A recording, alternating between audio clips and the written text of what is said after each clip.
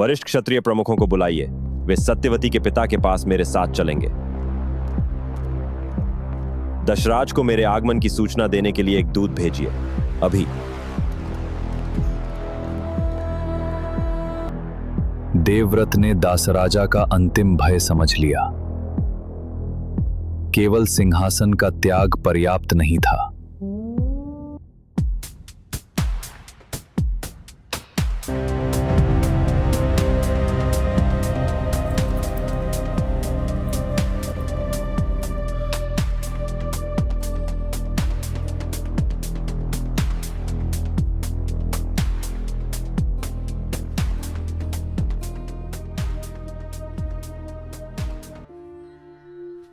पिताश्री, राज्य सुरक्षित है और सभी राजा आपके अधीन हैं। फिर भी आप निरंतर शोक में डूबे रहते हैं। अब आप मुझसे बहुत कम बोलते हैं। पहले की तरह विहार के लिए भी नहीं जाते। मुझे बताइए, कौन सा दुख आपके हृदय में है ताकि मैं उसे दूर कर सकूं।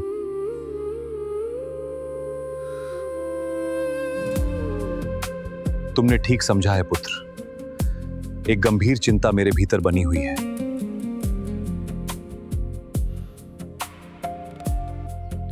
इस महान वंश की एकमात्र आशा तुम हो। मेरे लिए तुम 100 पुत्रों के समान हो।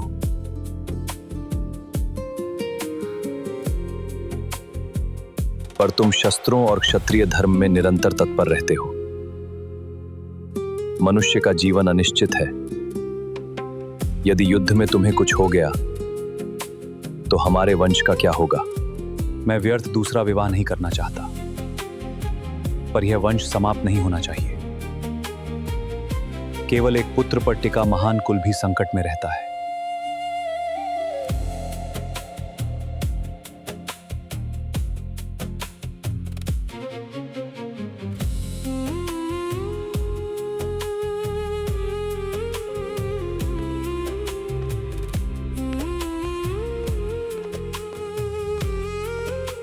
हमें अकेला छोड़ दो। मुझे पिताश्री के दुख का वास्तविक कारण जानना है।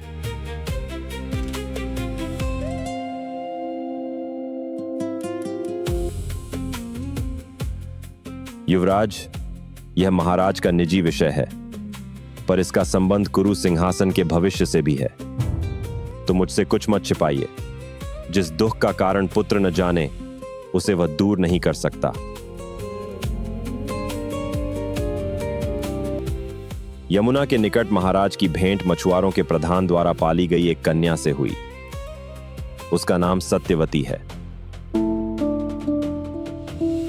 महाराज उससे विवाह करना चाहते हैं। उसके पिता ने महाराज को योग्य वर माना।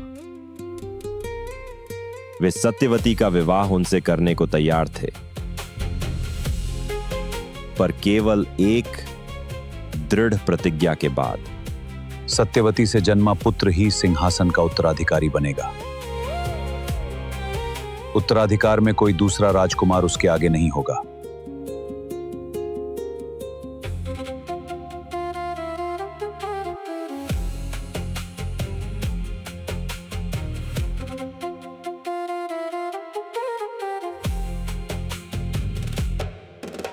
और पिताश्री वह शर्त स्वीकार किए बिना लौट आए? हां युवराज, वे आपका अधिकार छीनकर अपना सुख प्राप्त नहीं करना चाहते थे।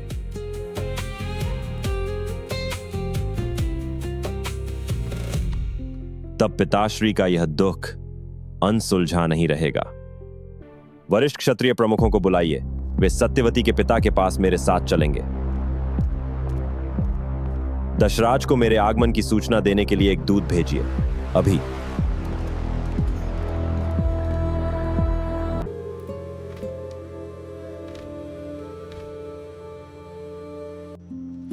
हस्तिनापुर के वरिष्ठ प्रमुखों के साथ युवराज देवव्रत पधार रहे हैं। वे दशराज से भेंट करना चाहते हैं।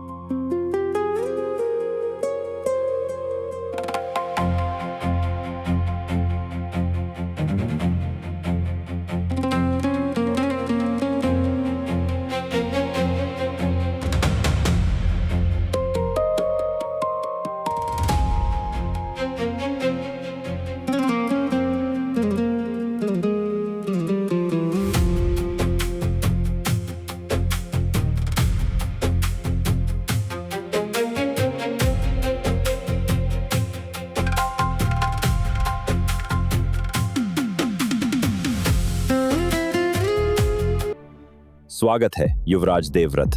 आपके आगमन से हमारी बस्ती सम्मानित हुई है। आपके गृह और इस बस्ती में शांति बनी रहे दशराज।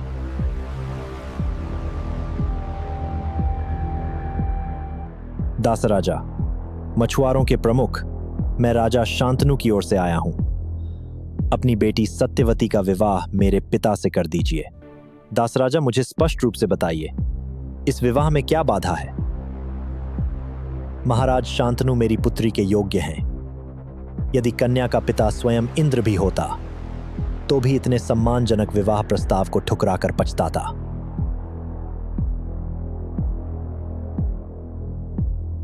पर सत्यवती से जन्मा पुत्र ही उनके सिंहासन का उत्तराधिकारी होना चाहिए।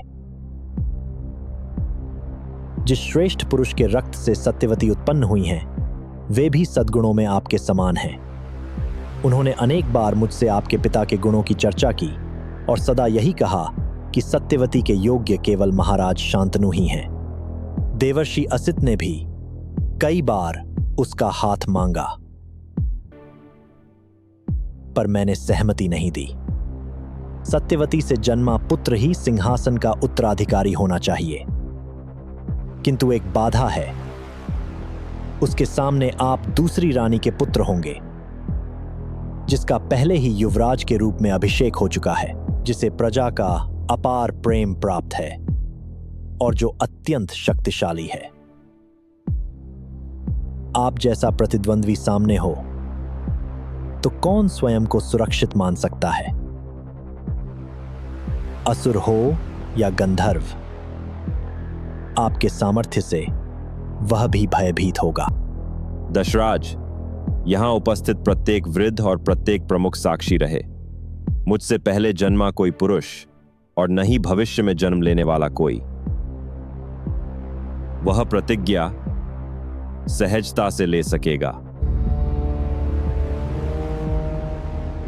जिसे मैं आज घोषित करने जा रहा हूं। मैं कुरुओं के सिंहासन पर अपना अधिकार त्यागता हूं।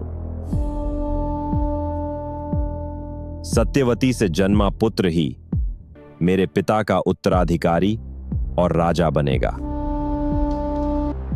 आप अपने पिता के पूर्ण प्रतिनिधि बनकर आए हैं। इस विवाह में मेरी बेटी के हित के भी संरक्षक बनिए।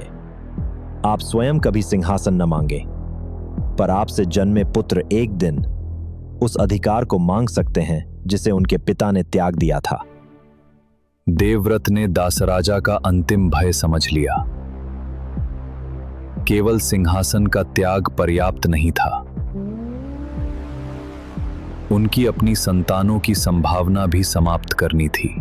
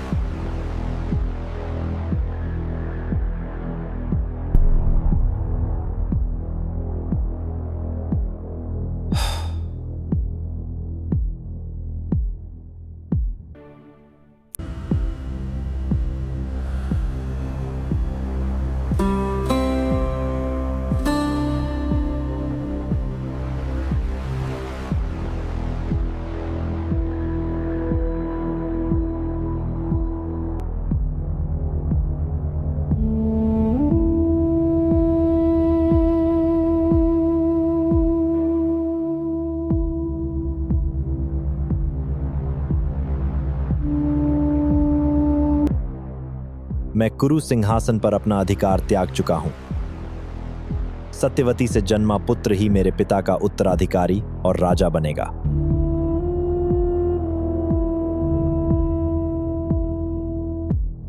यहां उपस्थित योद्धा, ज्येष्ठ जन और समस्त जन मेरे वचनों के साक्षी रहें।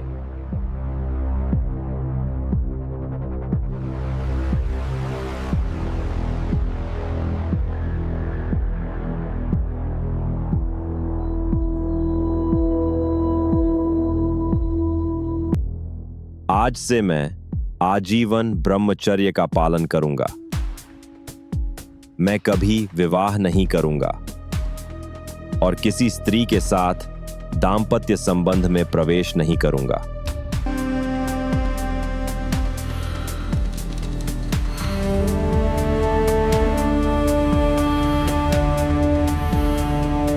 मुझसे कभी कोई संतान उत्पन्न नहीं होगी,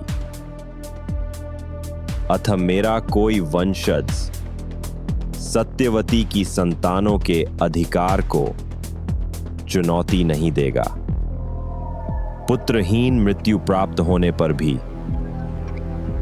मैं इस प्रतिज्ञा से कभी विचलित नहीं होऊंगा। संतानहीन रहते हुए भी स्वर्ग के अक्षय लोक मुझे प्राप्त हों।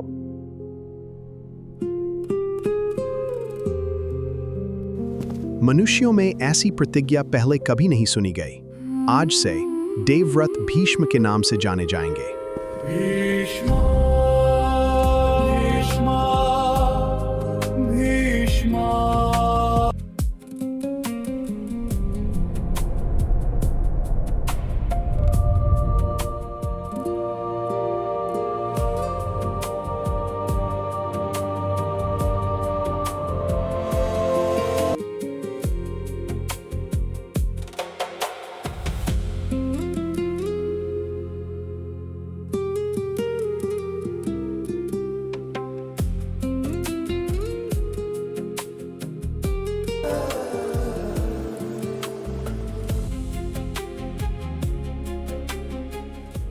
युवराज, अब मेरे सभी संदेह दूर हो गए हैं। मैं अपनी पुत्री सत्यवती को महाराज शांतनु के विवाह हेतु आपको सौंपता हूं।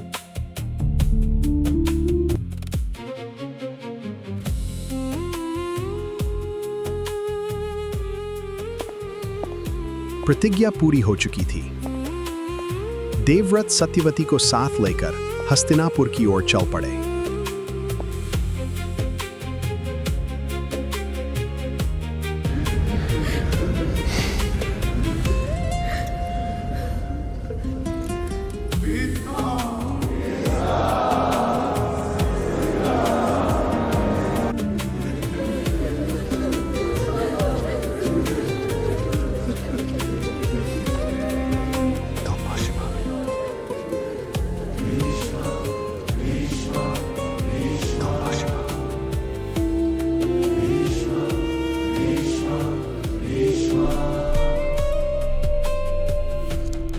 अपने पिता और कुरुवंश के लिए राज्य, विवाह और वंशजों का त्याग कर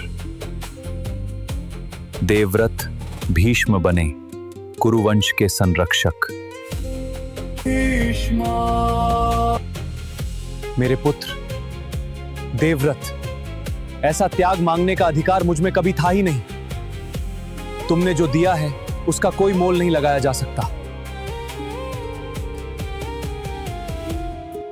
मैंने केवल अपना धर्म निभाया है पिताश्री, आपके लिए और कुरुवंश के लिए।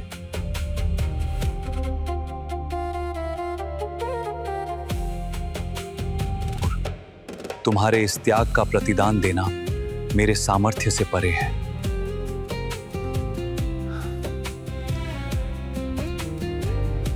इसलिए मैं तुम्हें यह वर देता हूं, तुम्हारी इच्छा के विरुद्ध मृत्यु तुम्हें स्पर्श नहीं करेगी। तुम इस संसार से तभी जाओगे जब स्वयं उस समय का चयन करोगे।